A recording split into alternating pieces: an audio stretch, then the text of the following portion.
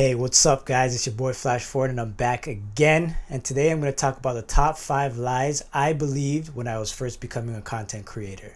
Run the intro.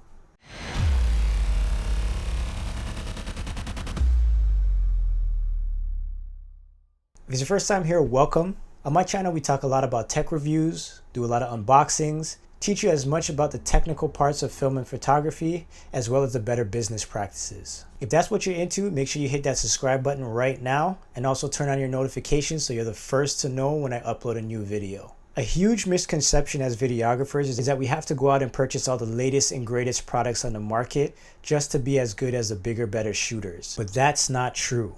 I'm going to share 5 of the biggest lies I believed in the beginning when I was first becoming a content creator, and also provide some great solutions to overcome those lies. Also, if you're interested, at the very end of this video, we're going to talk about our Filmmaker Pro course, where we go over some more details on what's going to be included.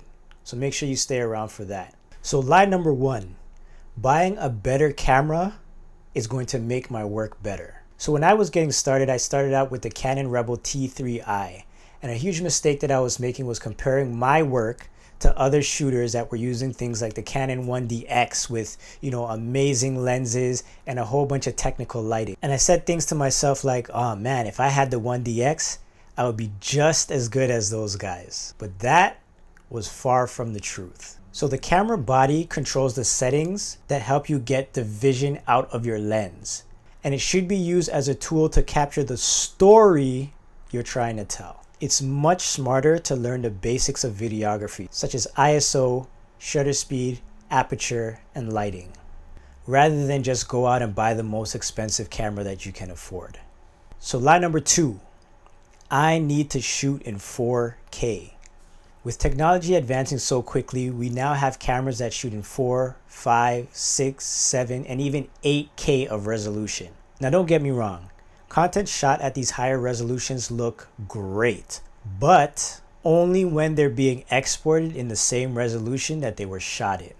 So let's talk about resolution really quick. So first off, what is resolution? So to keep it really simple, resolution is the number of pixels in a given area. So pixels don't have an actual size. They are just individual components that are lit up on a given screen. When we say something is 4K, we're approximately saying it's 4,000 pixels wide. So here's a quick chart of some of the standard resolutions that you might see today. So you'll see 720p, 1080p, 4K, and even as high as 8K. So a major advantage of shooting in 4 or 8K is all those additional pixels to play with. It becomes additionally helpful when you're working on a 1080p timeline and you want to crop in on things that you've recorded. You're able to do so without losing any resolution. So here's a quick example. So this is something shot in 4K on a 1080p timeline. I could zoom all the way in nice and tight and still maintain a high resolution. So here's the same image shot at 1080p on a 1080p timeline. As you can see, the moment I try to zoom in, I start losing resolution right away. The issue with recording in 4K, then exporting it in 1080p, is you're taking all that extra resolution, cramming it into a smaller resolution, and basically losing all that extra detail. So to come to a conclusion, if you're not going to be filming and exporting in 4K, you don't necessarily need a 4K camera. It's just more of one of those nice to have options. So lie number 3, I need better low light performance. So I was seeing cameras come out with all these great low light capabilities and immediately reverted back to lie number 1, where I thought I needed a new camera. The way you get your footage better is by lighting the subject you want to film. This took me a long time to figure out, but once I started to understand how important lighting is, my footage went from looking like this to this. Good lighting creates character. Good lighting creates depth. Good lighting creates better videos, period. So lie number 4, I need to be perfect. Perfection is something that we all strive for, even though we know realistically it's not attainable. I would do things 100 times to get it perfect, then never release it because, of course, it wasn't perfect. It's actually much better to create to your best ability, put it out there, and see how it does. Getting feedback from others is a great way to improve your own content and grow naturally. So just want to take a quick moment to talk a little bit about our Filmmaker Pro course. We're getting closer and closer to the launch of our Filmmaker Pro course, which is, in my opinion, one of the most comprehensive and easy to follow courses available online right now.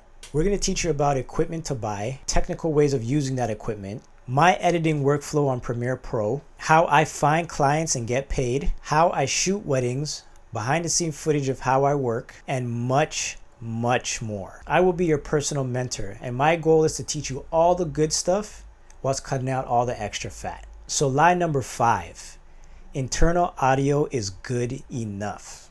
They say 50% of a good film is the audio. I like to believe it's more like 70%. Check out this example.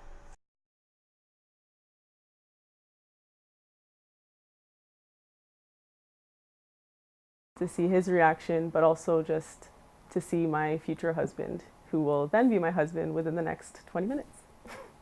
Which one of those two examples were easier to follow? Neglecting audio basically loses your entire audience. A few great ways to capture good audio is by using things like an external recorder such as the Zoom H6, a lavalier mic system like the Rode Wireless Go, the Rode Video Mic Pro or the NTG4 Plus, film in a quiet or controlled place, and keep your mic about 6 to 12 inches away from your mouth. A link to all these products are in the description below. I also want to mention I'm not sponsored by anyone in these videos, so my opinion is all based on products that I've used personally and enjoyed using. Well, there you have it, guys. Those are the 5 lies I believed when I was first getting started. Hopefully you learned something new and I was able to help you improve on your own content. Leave a comment below and some other lies that you may have believed when you first got started and how you figured out the truth. Thanks again for watching, and remember to look, learn, and share. Peace.